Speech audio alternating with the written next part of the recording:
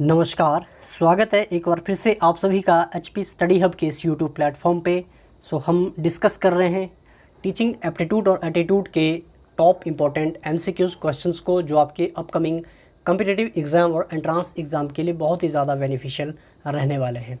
इसके बहुत से ऑलरेडी लेक्चर हम डिस्कस कर चुके हैं। अगर अभी तक आपने उन सभी लेक्चर्स को नहीं देखा है, उन सभी का लिंक आपको या फिर प्लेलिस्ट का लिंक आपको डिस्क्रिप्शन बॉक्स में मिल जाएगा। वहाँ से आप उन लेक्चर को देख सकते हैं। साथ में ही हमारे कमेटी और कमीशन की जो वीडियोज़ है उनका लिंक भी आपको डिस्क्रिप्शन बॉक्स में मिल जाएगा, वहाँ से आप उनको देख सकते हैं। स्पेशली ये जो लेक्चर रहने वाले हैं आपके अपकमिंग एंट्रांस और competitive exam like HPU, BEd entrance, MEd entrance, TET, TGT, इन सभी एग्ज़ाम के लिए बहुत ही बेनिफिशियल ये जो क्वेश्चन रहने वाले हैं। अगर अभी तक चैनल को सब्सक्राइब नहीं किया है तो जल्दी से चैनल को भी सब्सक्राइब करें और साथ ही बेल आइकन को प्रेस करना ना भूलें। तो शुरू करते हैं इस लेक्चर को फर्स्ट क्वेश्चन के साथ, जिसमें आपसे पूछा गया है कि which one of the following shows the self confidence of a teacher. निम्नलिखित में से वह कौन सा है जो टीचर के अंदर जो सेल्फ कॉन्फिडेंस को शो करता है। आपके गिवन ऑप्शन है social behaviour of the teacher, जो टीचर का सामाजिक व्यवहार, या फिर option B personality of the teacher, teacher का व्यक्तित्व, या फिर option C authority of the subject, subject की अथॉरिटी, या फिर option D richness of the teacher, teacher की रिचनेस। आपने बताना है कि गिवन ऑप्शन में से वह कौन सा जो सेल्फ कॉन्फिडेंस शो करता है टीचर का। इसमें राइट आंसर रहेगा ऑप्शन बी। टीचर की पर्सनैलिटी जो होती है, जो व्यक्तित्व होता है टीचर का, कि किस प्रकार से टीचर सोसाइटी में लोगों से इंटरेक्ट होता है, क्लासरूम में किस प्रकार से टीचर और स्टूडेंट का जो रिलेशन होता है, और टीचर जो कलीग्स का आपस में रिलेशन किस प्रकार से अपना जो व्यक्तित्व है उस टीचर का, वही उस टीचर का जो सेल्फ कॉन्फिडेंस शो करता है। नेक्स्ट क्वेश्चन है what is the most important thing in a class in reference to a teacher. एक शिक्षक के संदर्भ में कक्षा में सबसे महत्वपूर्ण बात क्या है। आपने बतानी है शिक्षक के संदर्भ में जो क्लासरूम में सबसे इम्पोर्टेंट बात इसमें से क्या है।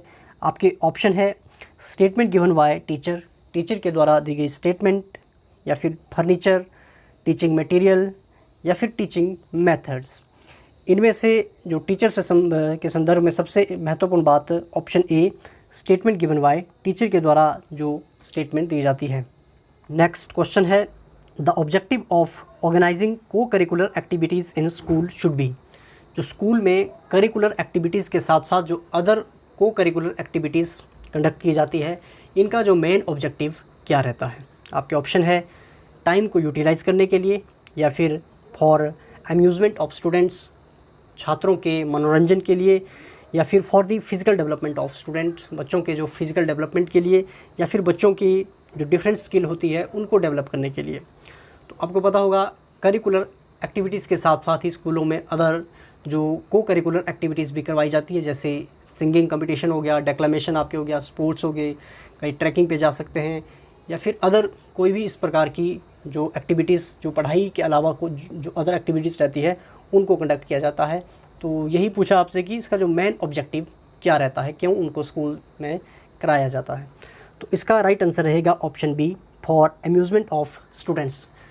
बच्चों के मनोरंजन के लिए in other co curricular activities को कंडक्ट किया जाता है स्कूल में, जो कि इसका मेन ऑब्जेक्टिव है, ताकि बच्चे अपने आप को सिर्फ किताबों के अंदर ही ना घिरा समझे या फिर किताबी कीड़ा ना समझे। इसके लिए इनके मनोरंजन के लिए सिंगिंग कंपटीशन, स्पोर्ट्स हो गया आपके, या फिर ट्रैकिंग पे जा सकते हैं, या फिर अदर कोई भी कंपटीशन कंडक्ट किए जाते हैं। Next, as a teacher which quality do you consider as most important quality of student. अध्यापक होने के नाते आप चाहेंगे कि आपके जो स्टूडेंट के अंदर कौन सी मोस्ट इम्पॉर्टेंट क्वालिटी होनी चाहिए, कि आप चाहते हैं कि इस स्टूडेंट के अंदर इस प्रकार की क्वालिटी होनी चाहिए। तो उसका राइट आंसर आपने बताना है। ऑप्शन है इंडिपेंडेंट थिंकिंग स्किल, जो सोचने की जो स्वतंत्र स्किल, या फिर ह्यूमैनिटी इन नेचर, नेचर की ह्यूमैनिटी, या फिर ओबीडेंट इन बिहेवियर, अपने बिहेवियर के प्रति आज्ञाकारी, या फिर ट्रस्ट ऑन फ्रेंड्स के ऊपर ट्रस्ट। तो आप क्या चाहेंगे कि आपका स्टूडेंट किस प्रकार का हो, या फिर किस प्रकार की क्वालिटी आपके स्टूडेंट में हो। इसका जो राइट आंसर रहेगा option a independent thinking of skills. आप यही चाहेंगे कि आपके जो स्टूडेंट में इस प्रकार की क्वालिटी हो जो इंडिपेंडेंटली उसके अंदर सोचने की क्षमता बहुत अच्छी हो, ताकि वो अपने जो लाइफ से रिलेटेड जो भी डिसीज़न हो उनको सही ढंग से ले सके। इसलिए जो ऑप्शन ए इसका बिल्कुल सही रहेगा।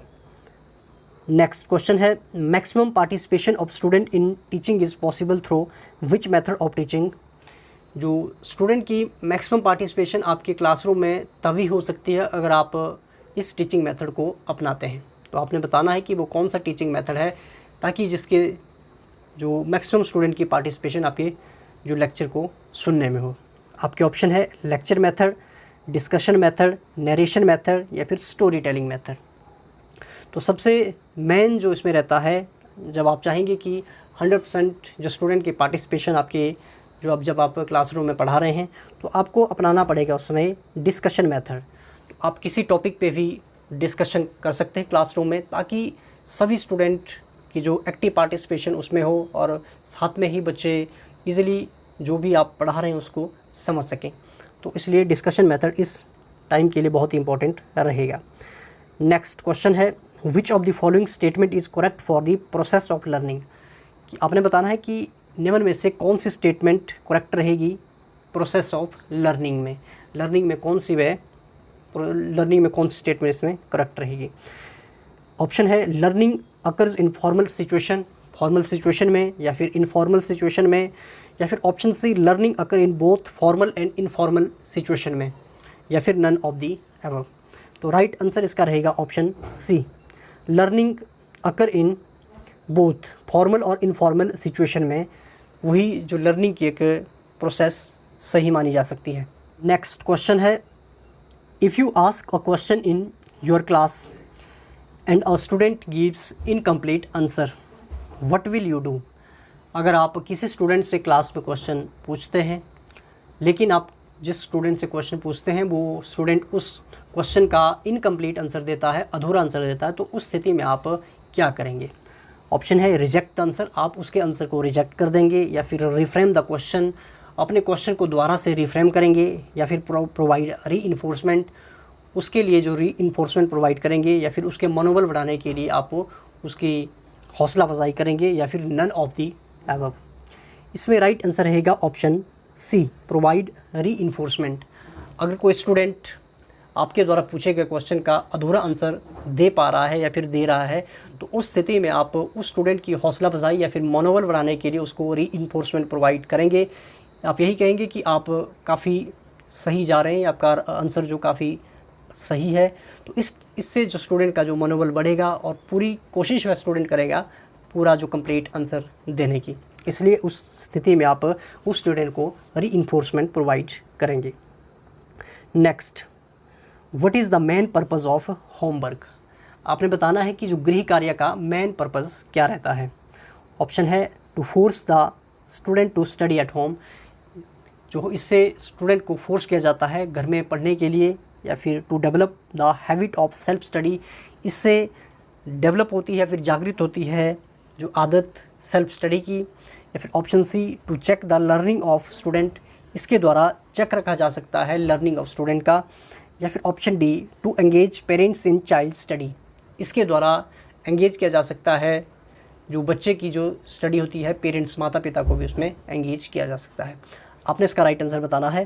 तो इसका जो राइट आंसर रहेगा ऑप्शन बी, होमवर्क का जो मेन पर्पज़ रहता है डेवलप करना या फिर जागृत करना अपने आदत सेल्फ स्टडी की, ताकि घर जाके बच्चा जो सेल्फ स्टडी कर सके, तभी उसे होमवर्क दिया जाता है। नेक्स्ट क्वेश्चन है, अ teacher should inculcate moral values among students for their. एक शिक्षक को अपने लिए छात्रों के बीच नैतिक मूल्यों को विकसित करना चाहिए। क्यों एक शिक्षक को छात्रों के बीच अपने नैतिक मूल्यों को विकसित करना चाहिए। ऑप्शन है फिजिकल डेवलपमेंट के लिए, मेंटल डेवलपमेंट के लिए, या फिर इमोशनल डेवलपमेंट के लिए, या फिर option D all of the above. इसमें राइट आंसर रहेगा ऑप्शन सी, इमोशनल डेवलपमेंट के लिए। इमोशनल डेवलपमेंट के लिए शिक्षक को अपने जो छात्रों के बीच नैतिक मूल्यों को विकसित करना चाहिए। Next, for effective communication in classroom a teacher should have ability. Classroom में इफ़ेक्टिव कम्युनिकेशन बनाए रखने के लिए टीचर की जो एबिलिटी होनी चाहिए।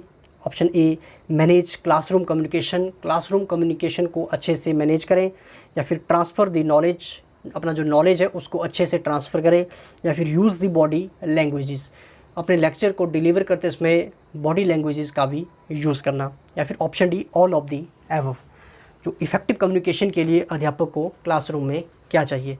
तो राइट आंसर है इसका option D all of the above. Teacher को ये सभी प्रकार जो उसमें चाहे मैनेज, सबसे पहले तो क्लासरूम को मैनेज करना आना चाहिए, जो क्लासरूम कम्युनिकेशन होते हैं, उसके बाद अपने जो नॉलेज को एक्सप्रेस करना वो भी टीचर को अच्छे से आना चाहिए। उसके बाद जब भी कोई टीचर अपना लेक्चर डिलीवर कर रहा होता है तो हर प्रकार से बॉडी लैंग्वेजेस का भी यूज़ करना चाहिए। Next, while you are teaching you feel that most of the students are not attentive, what will be your reaction. मान लो आप क्लासरूम में टीचिंग कर रहे हैं, आप ऐसा महसूस करते हैं कि बहुत से ऐसे स्टूडेंट हैं जिनका ध्यान क्लासरूम में नहीं है। उस स्थिति में आपका रिएक्शन उन स्टूडेंट के प्रति क्या रहेगा। ऑप्शन है you will ask them to pay attention, आप उन स्टूडेंट्स को कहेंगे कि आप क्लासरूम में अटेंशन दें, या फिर option B you will change the teaching method, या आप अपने जो टीचिंग मेथड को चेंज करेंगे, या फिर option C you will leave the class, आप क्लासरूम को छोड़ के चले जाएंगे, या फिर option D you will continue teaching in same way, आप लगातार उसी जो स्थिति में पढ़ाते रहेंगे। तो राइट आंसर इसका रहेगा ऑप्शन बी। अगर आपको लगता है कि आपके पढ़ाते समय कुछ बहुत स्टूडेंट का ध्यान आपकी क्लासरूम में नहीं है, हो सकता है कि आपका जो टीचिंग मेथड है उनको पसंद नहीं आ रहा हो, इस स्थिति में आप करेंगे, आप अपना जो टीचिंग मेथड है उसको चेंज करेंगे। आप डिस्कशन मेथड को एकदम से उसमें ला सकते हैं ताकि जो स्टूडेंट का अटेंशन क्लासरूम में बना रहे। नेक्स्ट क्वेश्चन है, after entering the class but would you like to do at first. जैसे ही आप क्लासरूम में एंटर हो रहे हो उसके बाद सबसे पहले आप क्या करेंगे। ऑप्शन है start teaching of the chapter, सीधे ही आप जो आपने चैप्टर पढ़ाना है उसको टीच करना या फिर पढ़ाना शुरू कर देंगे, या फिर option be manage the class, आप अपनी क्लासरूम को मैनेज करेंगे, या फिर start writing on the black board, या फिर आप जो ब्लैक बोर्ड पे राइटिंग करना शुरू कर देंगे, या फिर नन ऑफ द एबव। आप सभी लोग भावी अध्यापक हैं, आपको पता होगा जब आप क्लासरूम में एंटर करते हैं तो उस समय जो क्लासरूम में जो स्टूडेंट किस प्रकार से होते हैं, तो सबसे पहले आपका रहता है कि आप क्लासरूम को मैनेज करेंगे ताकि पढ़ाते समय वो स्टूडेंट कोई किसी भी प्रकार का डिस्टर्बेंस क्रिएट ना करे। इसलिए जैसे आप एंटर करते हैं तो सबसे पहले आपने क्लासरूम को मैनेज करना है ताकि कोई भी स्टूडेंट आपकी जो पढ़ा रहे हैं कोई भी डिस्टर्ब ना करें। Next, teachers relationship with student should be good as. Teacher का रिलेशनशिप स्टूडेंट के साथ अच्छा हो सकता है अगर, ऑप्शन है student feel comfortable in class, अगर स्टूडेंट जो टीचर जो क्लासरूम में पढ़ा रहे हैं उसमें कंफर्टेबल फील कर रहे हैं, या फिर they like the subject taught by him, या स्टूडेंट लाइक करते हैं जो भी सब्जेक्ट टीचर के द्वारा पढ़ाया जा रहा है, या फिर लर्निंग एनवायरनमेंट इज़ क्रिएटेड, जो लर्निंग पढ़ने का जो वातावरण होता है वो क्रिएट किया जाता है, या फिर ऑल ऑफ दी एबव। तो सिंपली आपने यही बताना है कि जो टीचर का जो रिलेशनशिप स्टूडेंट के साथ अच्छा माना जा सकता है। तो राइट आंसर इसका रहेगा option D all of the above. अगर क्लासरूम में स्टूडेंट कंफर्टेबल फील करते हैं टीचर के साथ, या फिर अगर जो टीचर के द्वारा पढ़ाया हुआ बच्चों को पसंद आता है, तब उसके बाद अगर जो लर्निंग का एनवायरनमेंट क्लासरूम में अच्छा हो, तभी एक टीचर और स्टूडेंट का जो रिलेशन होगा वो अच्छा माना जा सकता है। Next, to be an effective teacher a teacher should use. जो इफ़ेक्टिव टीचर बनने के लिए टीचर को यूज़ करना चाहिए, आपने बताना है कि कौन सा मेथड टीचर को यूज़ करना चाहिए, text book method, lecture method, various innovative methods, या फिर none of the above. Right answer इसका रहेगा ऑप्शन सी। टीचिंग को और मोर इफ़ेक्टिव बनाने के लिए टीचर यूज़ कर सकता है वेरियस जो इनोवेटिव्स मेथड होते हैं, जो डेली लाइफ में जो नए नए खोज हो रहे हैं, इन्वेंशन हो रही है, डिस्कवरी हो रही है, या फिर साइंस एंड टेक्नोलॉजी में कुछ नया घटित हो रहा है, अगर उन सभी जो नए नए इनोवेटिव मेथड को टीचर अपने क्लासरूम स्टडी में यूज़ करता है तो उस टीचर को इफ़ेक्टिव टीचर माना जा सकता है। Next, if you are teacher in the class and a student suddenly ask question you will. आप क्लासरूम में टीचर हैं, पढ़ाते समय कोई स्टूडेंट बीच में ऐसा है जो क्वेश्चन पूछ लेता है, उस स्थिति में आप क्या करेंगे? ऑप्शन है आंसर द क्वेश्चन, आप उस क्वेश्चन का आंसर दे देंगे। Encourage to search answer himself, आप उस स्टूडेंट को एनकरेज करेंगे कि जो क्वेश्चन उसने पूछा है उसको खुद के द्वारा उसको सर्च किया जाए। या फिर option C, show anger for creating disturbance, जिस स्टूडेंट ने क्वेश्चन पूछा है उसको एंगर या फिर गुस्सा दिखाएंगे। या फिर option D, none of the above. इसमें मैं राइट आंसर बताता हूँ, ऑप्शन ए इसमें बिल्कुल सही रहेगा। आंसर द क्वेश्चन, अगर आपको लगता है कि कोई स्टूडेंट बीच में ही कोई क्वेश्चन पूछ रहा है तो आप उसमें उस स्टूडेंट का जो उसने क्वेश्चन पूछा है उसको आंसर दे देंगे। तो ये मैंने डिस्कस किए इस लेक्चर में 15 क्वेश्चन को। अगर मैं ज़्यादा डिस्कस करता तो लेक्चर इससे काफ़ी लंबा हो जाता है, तो हो सकता है कि आपको भी काफ़ी बोरिंग लगे, इसलिए 15 क्वेश्चन मैं डिस्कस करूंगा। नेक्स्ट लेक्चर में भी जो बचते हैं 15 क्वेश्चन उनको उसमें डिस्कस किया जाएगा। अगर आपको ये लेक्चर पसंद आता है तो ज़रूर इसको अपने फ्रेंड्स के साथ शेयर करें, और चैनल को अगर अभी तक सब्सक्राइब नहीं किया है तो चैनल को भी जल्दी से सब्सक्राइब करें। अगर आपके कोई सुझाव रहते हैं लेक्चर से रिलेटेड, क्वेश्चन से रिलेटेड, क्या इसमें ऐड किया जाए, अदर जो भी आपके सुझाव रहते हैं आप कमेंट बॉक्स में बता सकते हैं। बाकी मिलते हैं नेक्स्ट लेक्चर में नई वीडियो के साथ, तब तक के लिए आप अपना और अपनों का ख्याल रखें। नमस्कार।